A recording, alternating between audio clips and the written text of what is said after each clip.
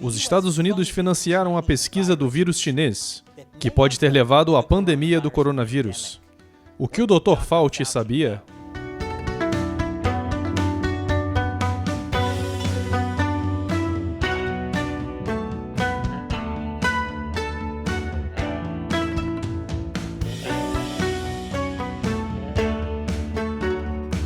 China sem censura. Bem-vindo ao China sem censura, eu sou o Chris Chappell.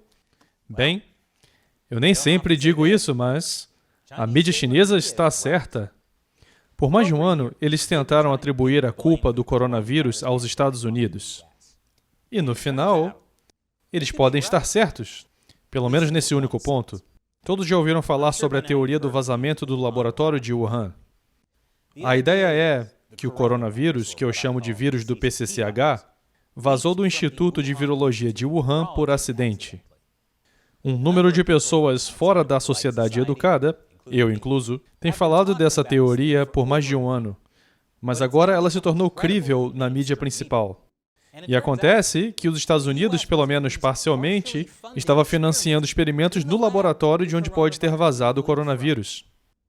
O Instituto Nacional de Alergia e Doenças Infecciosas, o NIAID, que é parte do Instituto Nacional de Saúde, o NIH, estava dando financiamento de pesquisa que foi usado pelo Instituto de Virologia de Wuhan para estudar coronavírus de morcegos. Parte desse financiamento também foi usado para criar coronavírus que são mais contagiosos para seres humanos. Isso se chama pesquisa de ganho de função. Virologistas dizem que isso os ajuda a estudar as doenças e a prevenir epidemias futuras, mas até agora não preveniu nenhuma epidemia futura. Além disso, o Instituto de Virologia de Wuhan tinha problemas de segurança conhecidos desde 2018. Nós fizemos um episódio sobre o vazamento de laboratório e você com certeza deveria assistir para saber mais. O Dr. Fauci é o diretor do NIAID, que deu financiamento para a EcoHealth Alliance, que trabalhou com o Instituto de Virologia de Wuhan. Mas o Dr. Fauci, como você deve se lembrar, repetidamente descartou a ideia de que o coronavírus veio de um laboratório. Ele especialmente rejeitou a ideia de que o vírus foi manipulado artificialmente. Bem, agora que isto tudo está vindo à tona, de repente ele mudou de tom. Mas que interessante. E depois de inicialmente negar ter financiado pesquisa de ganho de função no Instituto de Virologia de Wuhan, Fauci agora está defendendo cooperação com o laboratório chinês. Ele disse que teria sido abandono do nosso dever não trabalhar junto com a China na pesquisa de coronavírus. Essa é uma manchete que deve envelhecer mal. Fauci agora admite que houve um financiamento modesto do laboratório de Wuhan, mas não para pesquisa de ganho de função. Novamente, ganho de função significa pegar um vírus existente e torná-lo mais contagioso ou mortal. Então, Fauci disse que eles não estavam financiando esse tipo de pesquisa na China. Contudo, a descrição de alguns financiamentos de pesquisa dados ao laboratório de Wuhan diz que os pesquisadores usariam técnicas como genética inversa e tecnologia de clonagem infecciosa. E essas são técnicas usadas para pesquisa de ganho de função. Então eu tenho dúvidas sobre o que o Dr. Fauci quer dizer com a palavra não. E aqui está um fato engraçado. O governo dos Estados Unidos havia banido o financiamento desse tipo de pesquisa em 2014, mas haviam exceções especiais. Se os diretores do NIH e do NIAID, como por exemplo o Dr. Fauci, as assinasse. O NIH acabou liberando o financiamento à pesquisa de ganho de função em 2017, mas ainda assim, Dr. Fauci, como a pessoa encarregada nos Estados Unidos de responder sobre o coronavírus, nunca se perguntou se o laboratório chinês trabalhando para tornar o coronavírus mais contagioso poderia ser a causa da pandemia do coronavírus? Aqui vai mais uma coisa para pensar. A pesquisa do coronavírus sendo feita no Instituto de Virologia de Wuhan foi realizada pela doutora Shi Jianli. Ela é chamada de Mulher Morcego da China pelo seu trabalho com morcegos do coronavírus. Ela havia colaborado com um microbiólogo na Universidade da Carolina do Norte. Então, talvez, de agora em diante, os Estados Unidos deveriam reconsiderar financiar pesquisas e treinar médicos para um regime autoritário com uma história de baixos padrões de qualidade e encobrimento de informações. Só uma ideia. Esta semana, contudo, o Senado passou uma emenda pelo senador Rand Paul banindo financiamento de ganho de função para a China. Ainda não está claro se a lei será aprovada, mas o que está claro agora é que há alguns meses atrás a administração Biden interrompeu uma investigação sobre a teoria do vazamento de laboratório. Mais sobre isso depois da pausa. Bem-vindo de volta. A teoria do vazamento de laboratório está tendo o seu momento esta semana. Também veio à tona esta semana que a administração Biden encerrou uma investigação da era Trump sobre a teoria do vazamento de laboratório. A CNN citou fontes anônimas e disse que o projeto foi interrompido porque haviam questões a respeito da legitimidade dos fatos. E a CNN também citou outra fonte anônima que defendeu a qualidade da pesquisa.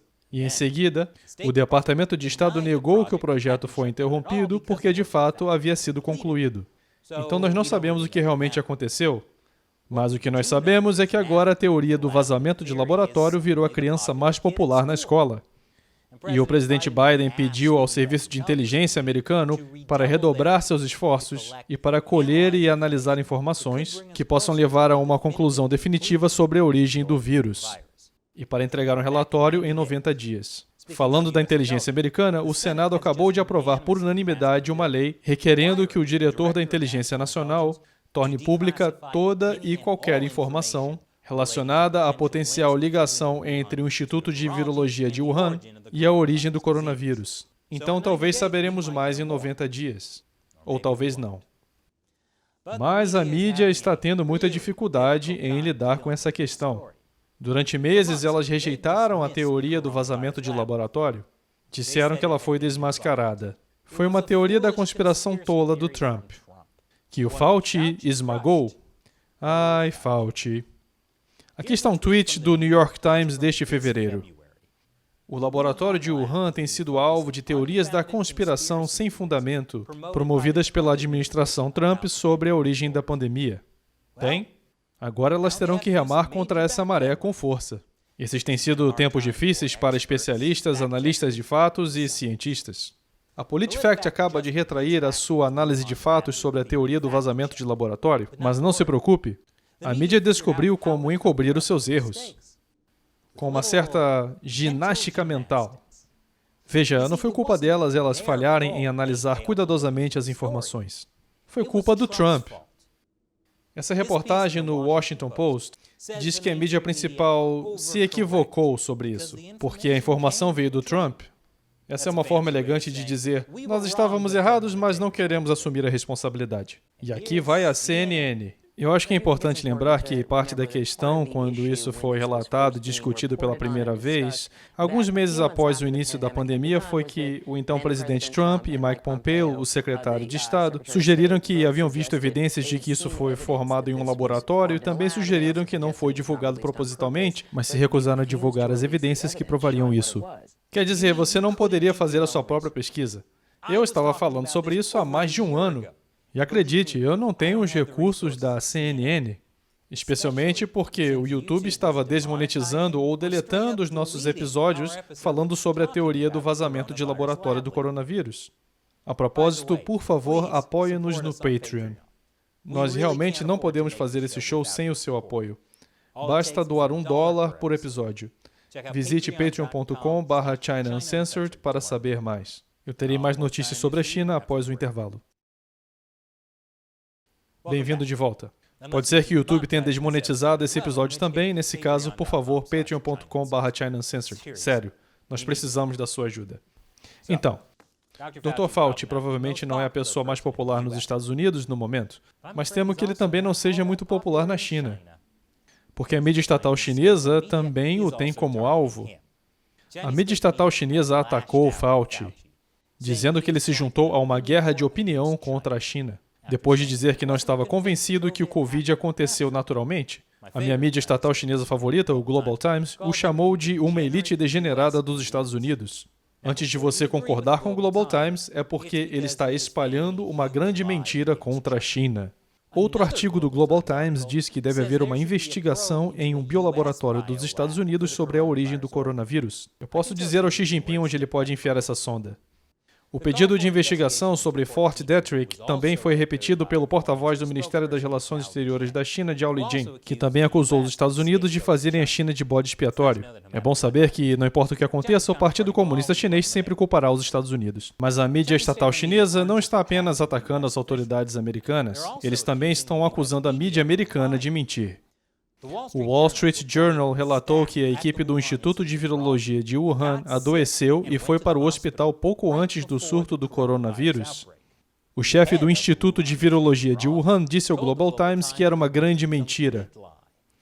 Infelizmente, para o Partido Comunista Chinês, essa mentira pode acabar sendo contagiosa.